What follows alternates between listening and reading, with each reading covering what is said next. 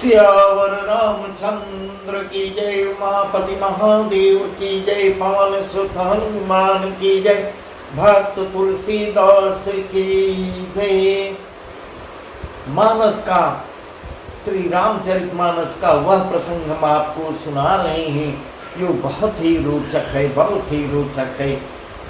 प्रताप भानु कपटी जो है मुनि के पास, मुनि के बस में हो जाते हैं। प्रताप भानु वही है जो आगे चल के, जिसका प्रसंग हम कल भी सुनाए थे और उसका वर्णन पहले किया जा चुका है।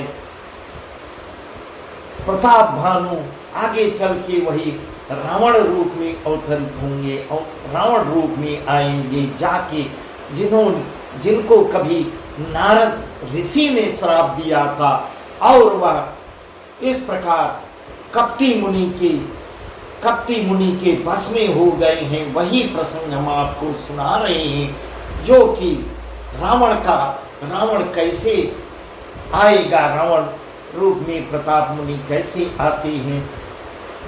प्रताप भानु वही प्रसंग है। रावण को भी सुनना बहुत जरूरी है, क्योंकि रावण यदि कहीं न कहीं से हम लोगों का उपकार किया है, यदि रावण इतना आतंक न मचाया होता तो भगवान राम पृथ्वी पर नहीं आते और सबका उद्धार न होता। वही प्रसंग है, रावण कैसे आ रहा है। जाने नृपहियापन यादी ना बोला तापस कपट भूमिमा, सत्य कहूं भूपति सुन तोई, जगनाई दुर्लभ कछु मोई। इस प्रकार कपटी मुनि उनके ऊपर अपना पूरा प्रभाव जमा लिया है, प्रभाव डाल दिया है और प्रताप भानु राजा जो चक्रवर्ती सम्राट हैं उस कपटी मुनि के पूर्ण बस में हो जाते हैं। जान नृपहियापन याधी ना बोला तापस कपट प्रवीणा, सत्य कहाँ भूपत सुन तो ही, जगना दुर्लभ कछु मोई। राजा को अपने अधीन जान लेता है, जानकर कपट में प्रवीण तपस्वी तब क्या कहता है, हे राजन सुनो, मैं तुमसे सत्य कहता हूँ, जगत में मुझे कुछ भी दुर्लभ नहीं है। इस प्रकार अपने आप को वह भगवान मान रहा है या ऐसा दिखावा कर रहा है कि जैसे उस सब कुछ उसी के बस में है। और इतने बुद्धिमान, इतने प्रतापवान प्रताप भानु चक्रवर्ती सम्राट होते हुए पता नहीं ये प्रभु की ही माया है, समय आ गया है, नारद का श्राप अब सत्य होने वाला है और वह उसके कपटी मुनि के बस में हो जाते हैं। अवश्य काज मैं करी हूं थोरा, मन तन वचन भगत थे मोरा, जो जगत तप मंत्र प्रभाऊ, फलई तपहि जब करिए दुराऊ, जाओ नरेश मैं करो रसोई, तुम पर सो मैं जानन कोई। इस प्रकार अपने एकदम वशीभूत कर लेता है और जो कहता है वही वो करते ही मैं तुम्हारा काम अवश्य करूंगा, क्योंकि तुम मन वाणी और शरीर तीनों से मेरे भक्त हो। पर योग युक्ति तप और मंत्र का प्रभाव तभी फलीभूत होगा जब वे छिपा कर किए जाते हैं। इस प्रकार उनको डरवा के अपने बस में कर लेता है। जाओ नरेश मैं करो रसोई, तुम पर सो जानन कोई, अन्न सुजो जो भोजन करही, सोई सोई तो आयसुन सरही। हे नरपति, मैं यदि रसोई बनाऊं और तुम उसे परोसो, इस प्रकार उनको अब एकदम बस में कर लिया है और जो कह रहा है वही सब राजा हाँ करते चले जा रहे हैं और मुझे कोई जान भी न पावे तो उस अन्न को जो जो खाएगा सो तुम्हारा आज्ञाकारी बन जाएगा। पुन तिनके गृह जीवन जो, तब बस होई भूप सुन सो, जाय उपाय रचन एहू, संबत भरी संकल्प करेहू। इस प्रकार यही नहीं, उन भोजन करने वालों के घर भी जो कोई भोजन करेगा, हे राजन सुनो, वह भी तुम्हारे अधीन हो जाएगा। इस प्रकार राजा को अपने एकदम बस में कर लेता है और राजा सब मानते चले जा रहे हैं। हे राजन, जाकर यही उपाय करो और वर्ष भर भोजन कराने का संकल्प कर लेना। इस प्रकार ऐसा राजा को बहकाता है और बहकावे में राजा उसके आ जाती हैं। नित नूतन द्विज सहस सत बरहु सहित परिवार, मैं तुम्हारे संकल्प लगी जिनई कर विजयुना। नित्य नई 1,00,000 ब्राह्मणों को कुटुंब सहित निमंत्रित करना। इस प्रकार राजा को अब राजा को एकदम जो है उनका सर्वनाश के करीब है। उनको ऐसी सलाह दे रहा है कि ब्राह्मणों को 1,00,000 ब्राह्मणों को कुटुंब सहित बुलाना भोजन के लिए, और रसोई की व्यवस्था मैं करूंगा। तुम्हारे संकल्प के काल अर्थात 1 वर्ष तक प्रतिदिन भोजन बना दिया करूंगा। इस प्रकार ऐसी लालच उनको दे रहा है। ए विधि भोप कष्ट अति थोरे हुई सकल विप्र बस थोरे, करी है विप्र होम मख सेवा, ते प्रसंग सहजे ही बस देवा। और एक तो ही कहो लखाओ, मही वे सनयाऊ खाओ, तुम्हारे उपरोहित कहूराया, हरियाणब मैं करी निज माया। इस प्रकार ऐसा बहकावता है राजा को। हे राजन, ए विधि भूप कष्ट अति थोड़ी, हे राजन इस प्रकार बहुत ही थोड़ी परिश्रम से सब ब्राह्मण तुम्हारे बस में, पृथ्वी पर के सारे ब्राह्मण तुम्हारे बस में हो जाएंगे। ब्राह्मण हवन यज्ञ और सेवा पूजा करेंगे तो उस प्रसंग संबंध में से देवता भी सहज ही बस में हो जाएंगे। ऐसी बुद्धि उनको बता रहा है। नहीं, और एक तो ही कहूँ लखाऊं, मैं ये बेसनाऊ खाऊं। मैं एक और पहचान तुमको बताई देता हूं, मैं इस रूप में वहां नहीं दिखूंगा। हे राजन, मैं अपनी माया से तुम्हारे पुरोहित को हर ले आऊंगा और मैं तुम्हारे पुरोहित के रूप में आऊंगा। तब बल कहीं कर आप समाना रखियो यहाँ वर्ष परवाना, इधर तासु भेष सुन राजा, सब विधि तोर समारभ काजा है। तब के बल से उसे अपने समान बनाकर 1 वर्ष तक यहाँ रखूंगा। और हे राजन सुनो, मैं उसका रूप बनाकर सब प्रकार से तुम्हारा काम सिद्ध करूंगा। गए निस बहुत सहन अब कीजे, मोहि तोहि भूप भेंट दिन कीजे, मैं तप बल तुम तुरंत समेता, पंचन हूँ सोवतई निकिता। हे राजन, रात बहुत बीत गई है, अब सो जाओ। इस प्रकार राजा को इस प्रकार अब समझा रहा है, बहुत रात बीत गई है, अब सो जाओ। आज से तीसरे दिन मुझसे तुम्हारी भेंट होगी, तब के बल से मैं घोड़े सहित तुमको सोते ही घर पहुंचा दूंगा। इस प्रकार ऐसा वह कर रहा है, तांत्रिक विद्या बता रहा है कि मैं सोते ही तुमको तुम्हारे घर पे, वहां जहां राज तुम्हारा है वहां पहुंचा दूंगा। नैयाव सोईबे सुधरी, पहचाने कब मोय, जब एकांत बुलाए सब कथा सुनाओ तो। मैं वही उपरोहित का वेश धर के आऊंगा और जब एकांत में तुमको बुलाकर सब कथा सुनाऊंगा तब तुम मुझे पहचान लेना। इस प्रकार ऐसा राजा को पहले से समझा के पारंगत कर देता है। सहन कीन नृपयाय सुमानिया, समझाए बैठ चल ज्ञानी, समित भूप नेत्रायति आए, सो किमी सोवन सोचे दिखाए, काल के तूने शर्त आवा, जैसु कर हुई नृपहि भुलावा, परम मित्र तापस नृप के राजन, सो अति कपट घनेरा। इस प्रकार राजा ने उसकी आज्ञा मानकर शयन करती है राजा, और वह कपट ज्ञानी आसन पर जा बैठता है। राजा थके हुए थे, बहुत परिश्रम किए थे, थके हुए थे और उनको खूब गहरी नींद आ जाती है, पर वह कपटी कैसे सोता। उसे तो बहुत चिंता हो रही थी कि राजा प्रताप भानु बहुत ही अच्छे अवसर में मिले हैं, इनसे मैं कैसे अपना बदला चुकाऊं। काल के तु निश्चरता आवाजें सु करो ही निर्भय बुलावा।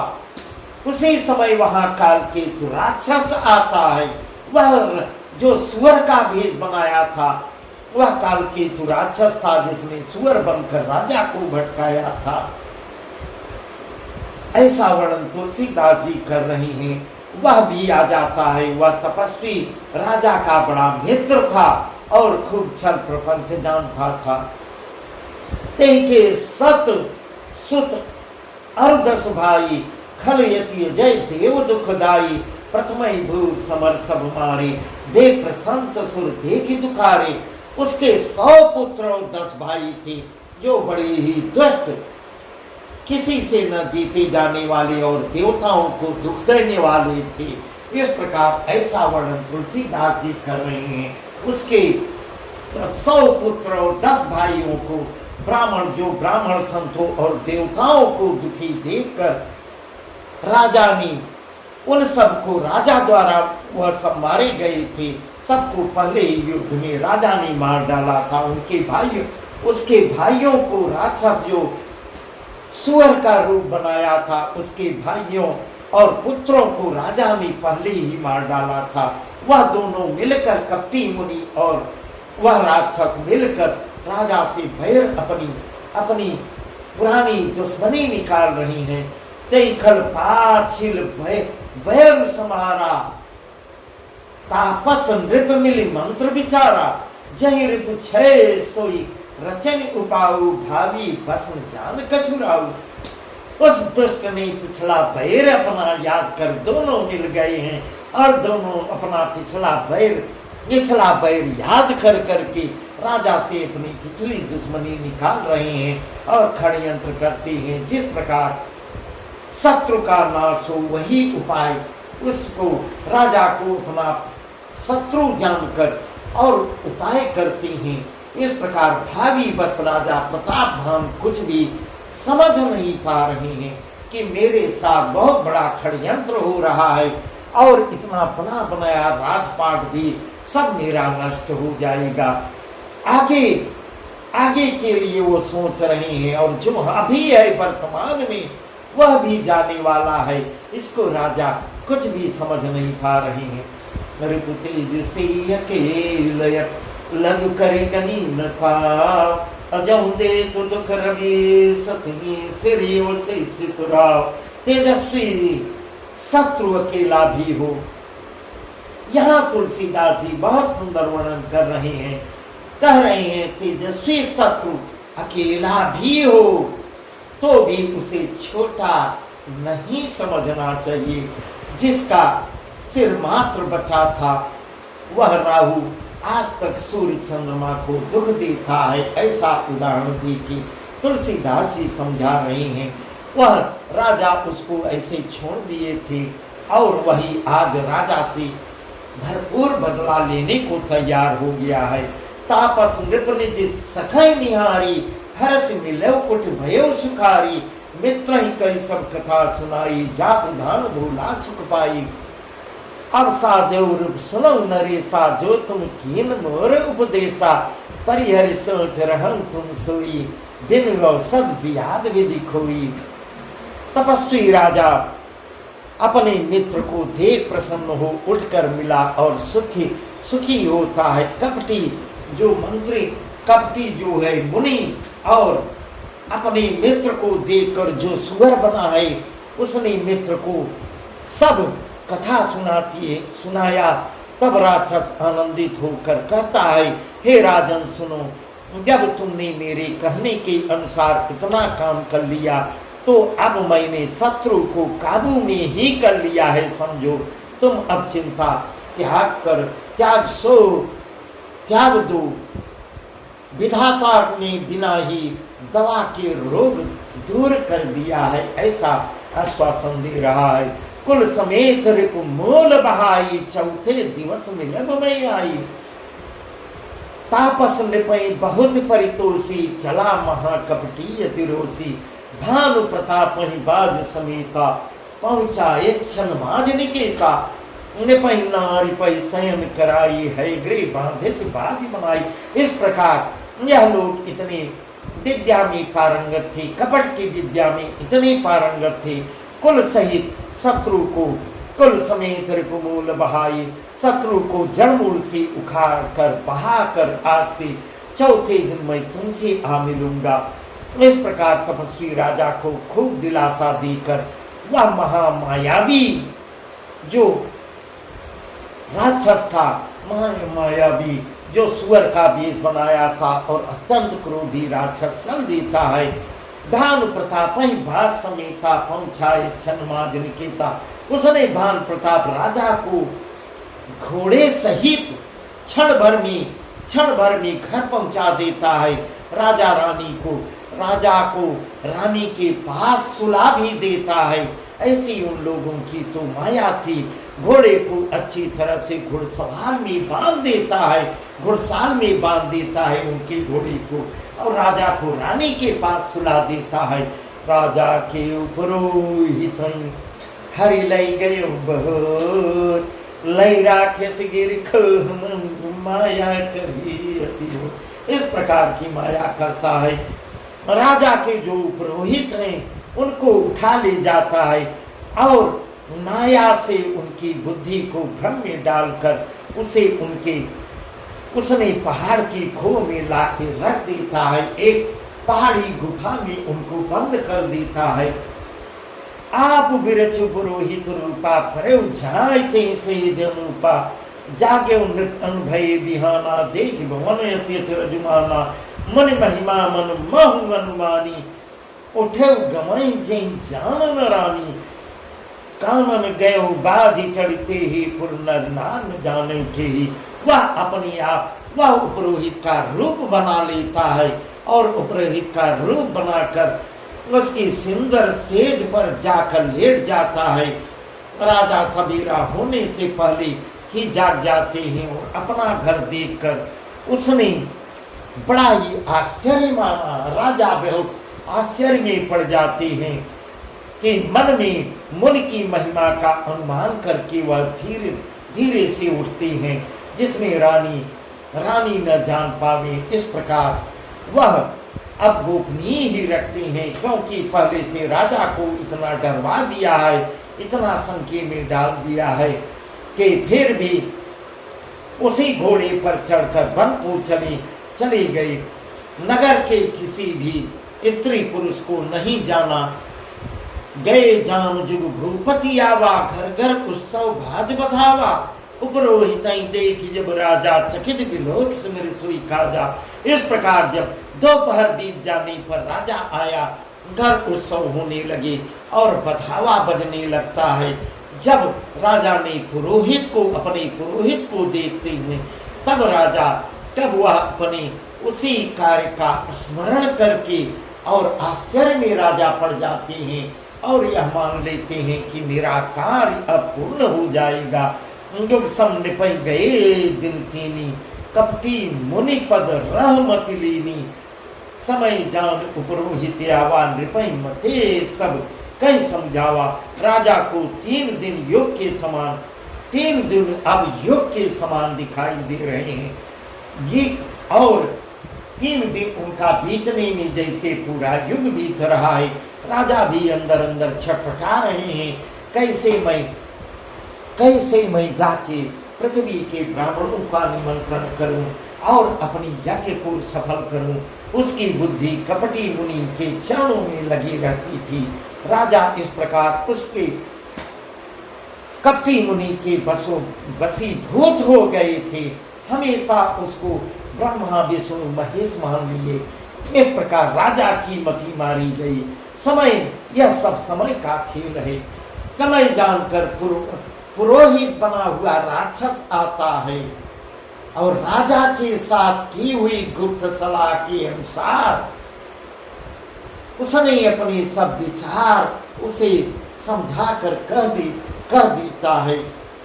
नृपहर से पहचान गुर भ्रम बस रहा छे, बरे तुरत सत सहस बर विप्र कुटुंब समेत। इस प्रकार संकेत के अनुसार गुरु को उस रूप में पहचान कर राजा बहुत ही प्रसन्न हो जाते हैं और यह सोच रहे हैं कि मेरा कार्य अब निश्चित ही पूर्ण हो जाएगा।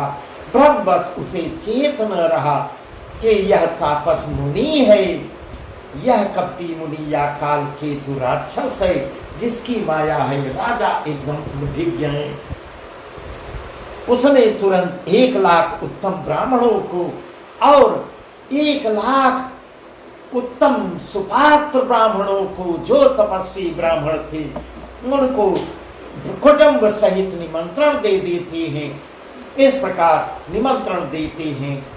उपरोहित जमुनार बनाई, छरचार विधि जस श्रुत गाई, माया महिती कीन रसोई, व्यंजन बहुगनि सकै न कोई, विविध मृगन करे आमिष राधा, तहि महु विप्र मास खल साधा, जो जन कहूँ सब विप्र बुलाई, पद पखारी सादर बैठाई।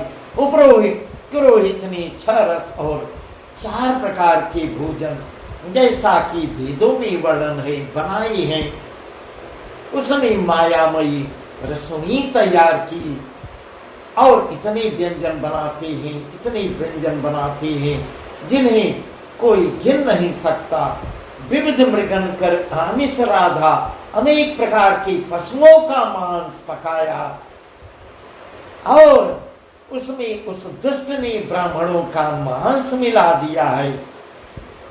तहि महु विप्र महासुखल साधा, भोजन कहूँ सब विप्र बुलाई, पद पखार साधन बैठा सादर बैठाई। इस प्रकार भोजनों ब्राह्मणों को आमंत्रित किए हैं और ब्राह्मण भोजन के लिए आ रहे हैं। भोजन के लिए बुलावा जाता है, चरण धोकर आदर सहित बैठाया जाता है ब्राह्मणों को।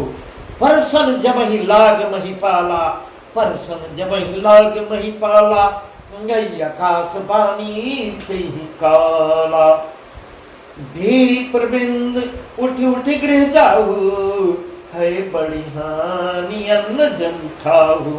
इस प्रकार जैसे ही भोजन परसा जाने लगा, भोजन जैसे ही परसा जाने लगा, परसन जब ही लाग मही पाला, भई आकाशवाणी थी।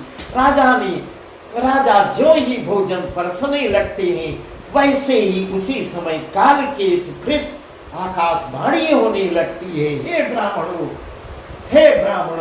धर्म भी आवाज करने लगा। नहीं देखा जा रहा है धर्म जो है, आकाशवाणी होने लगती है।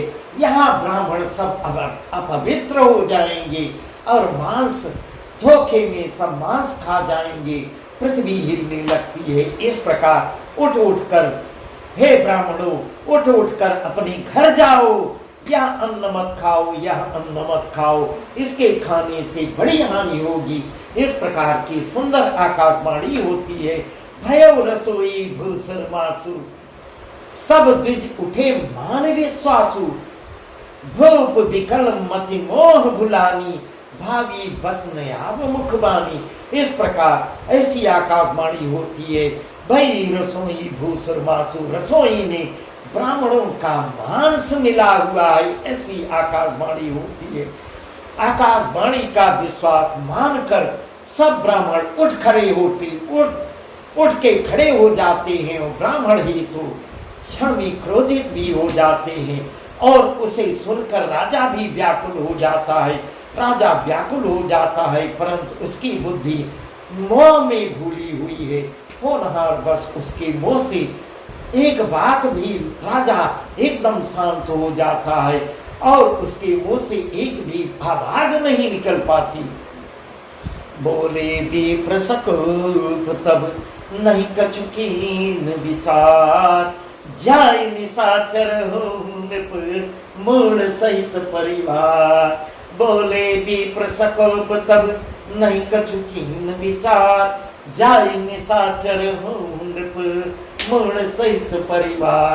इस प्रकार तब सारे ब्राह्मण क्रोध सहित उठकर इतना क्रोधित हो जाते हैं।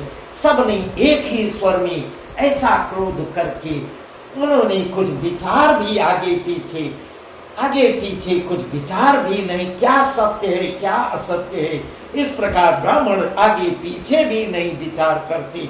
और अरे मूर्ख राजा, तुम जाकर परिवार सहित और पूरे परिवार को, जाय निशाचर हो नृप मूढ़ सहित परिवार, पूरे परिवार को श्राप दे देती हैं। कहती हैं हे मूर्ख राजा, तुम जाकर पूरे परिवार सहित राक्षस हो जाओ। इस प्रकार वही ब्राह्मणों का श्राप फिर दोबारा राजा श्रापित हो रहा है। और जाके रावण, कुंभकर्ण, विभीषण, आज मेघनाद आदि अभी आगे इसका प्रसंग बहुत सुंदर है। छत्र बंधु ते विप्र बुलाई, घाले ये सहित समुदाय, ईश्वर राखा धर्म हमारा, जय सुतई समेत परिवारा। रे नीच छत्री, तूने परिवार सहित ब्राह्मणों को बुलाकर ऐसा ऐसा ब्राह्मण कह रहे हैं, इतने क्रोधित हो गए हैं। वह उनका तेज जो है, क्रोध से एकदम लाल हो गए हैं ब्राह्मण, और इस प्रकार धिक्कार करके करते हैं, रे छत्री, तूने तो परिवार सहित ब्राह्मणों को बुलाकर उनका धर्म नष्ट करना चाहते हो। इस प्रकार ईश्वर ने हमारे धर्म की रक्षा की है।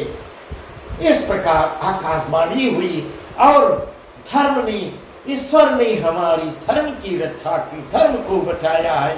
अब तू पूरे परिवार समेत जाके नष्ट हो जा और राक्षस कुल में जा। इस प्रकार ऐसे ऐसे ब्राह्मण लोग श्राप दे रहे हैं। संपत मध्यनाश तब जलदाता न रही कुल को। यहाँ जो है, यहाँ और भी आगे बहुत सुंदर प्रसंग तुलसीदास जी लिख रहे हैं। इतना क्रोधित ब्राह्मण लोग हो जाते हैं। संपत मध्यनाश तब हो जलदाता न रही कुल को, नृप सुनि श्राप विकलयति त्रासा, भय बहोरी बर गिराय कासा। 1 वर्ष के भीतर तेरा नाश हो जाएगा और तेरे कुल में कोई पानी देने वाला भी नहीं बचेगा। अब ब्राह्मणों का श्राप कौन, देवता भी नहीं रोक सकते, देवता खुद ब्राह्मणों से श्रापित हुए हैं।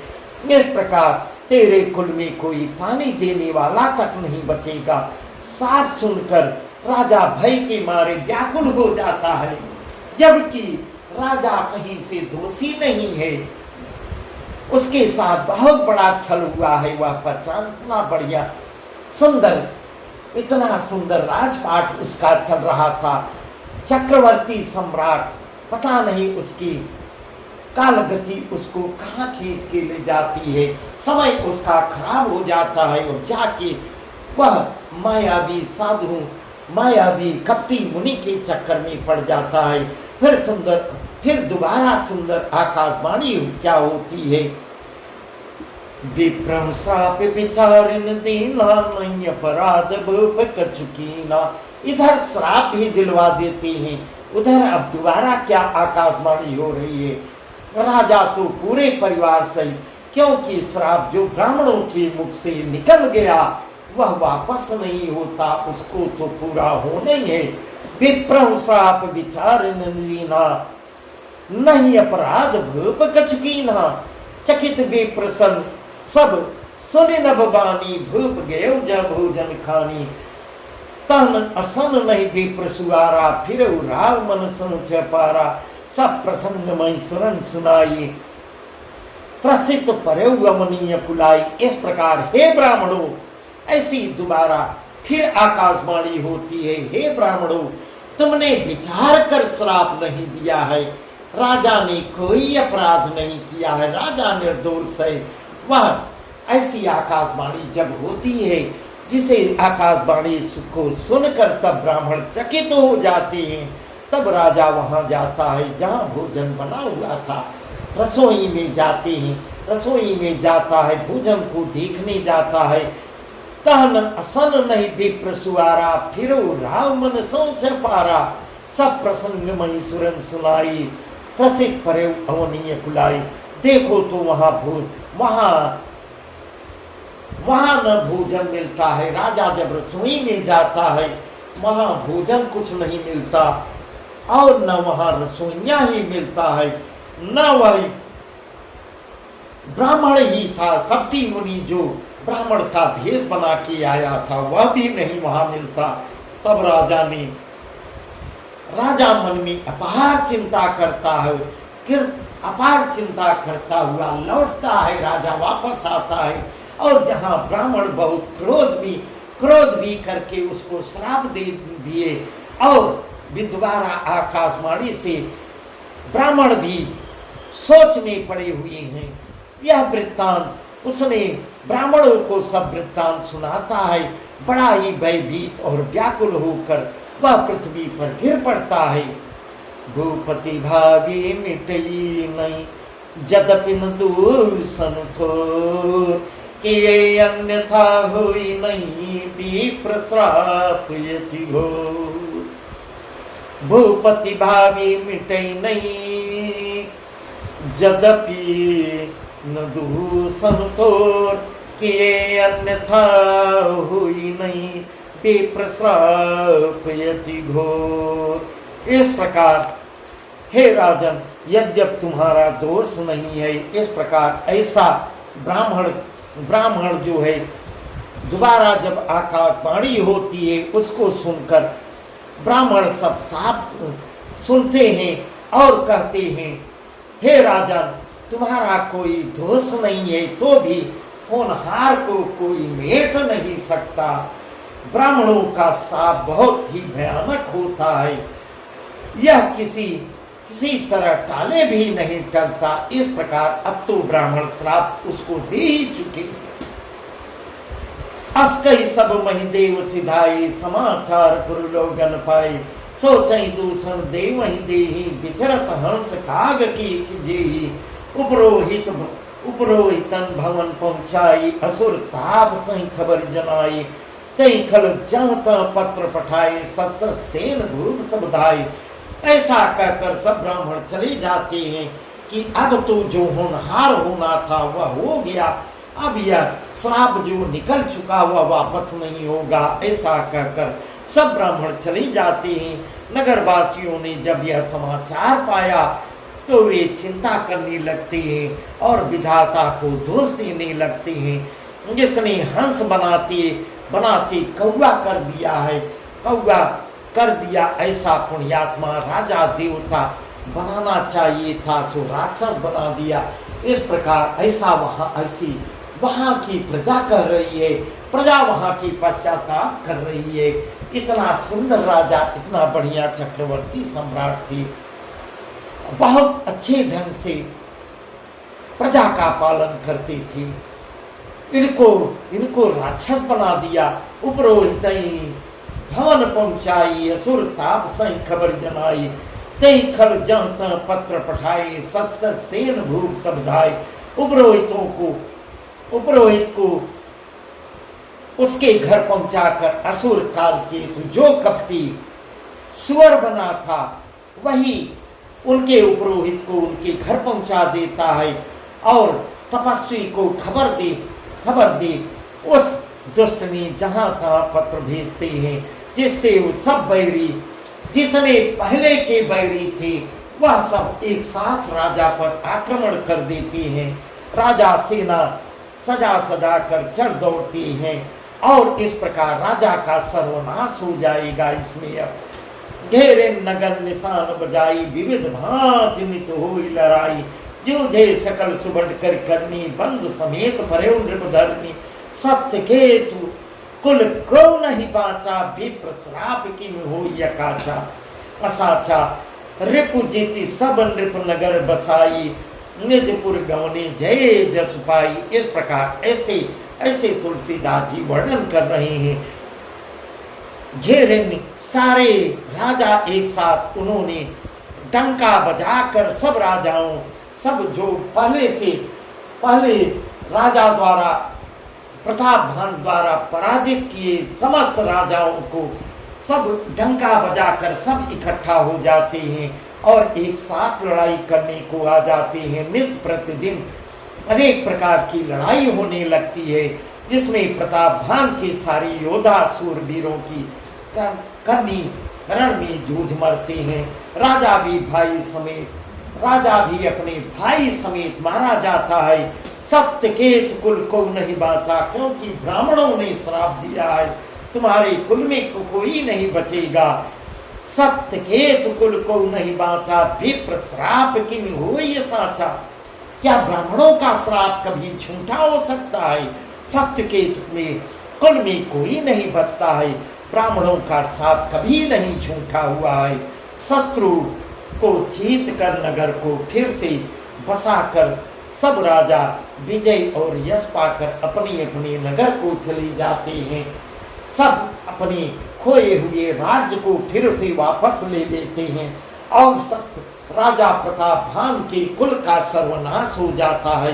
इस प्रकार ऐसा लिख रहे हैं, भरद्वाज सुन जाहि जब होई विधाता बान,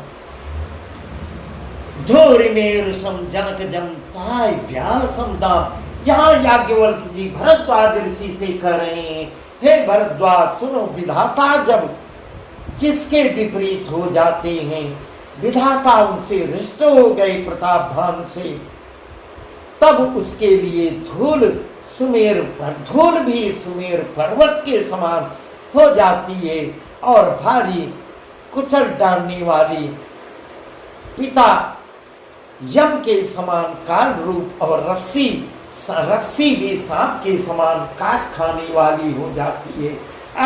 इस प्रकार ऐसा याज्ञवल्क्य जी भरद्वाज ऋषि को से उदाहरण दे के समझा रहे हैं। बस आज का प्रसंग यहीं तक। इस प्रकार राजा प्रतापभानु का सर्वनाश हो जाता है और पूरे कुटुंब समेत रिश्तेदारों समेत सब जाके राक्षस कुल में पैदा होते हैं।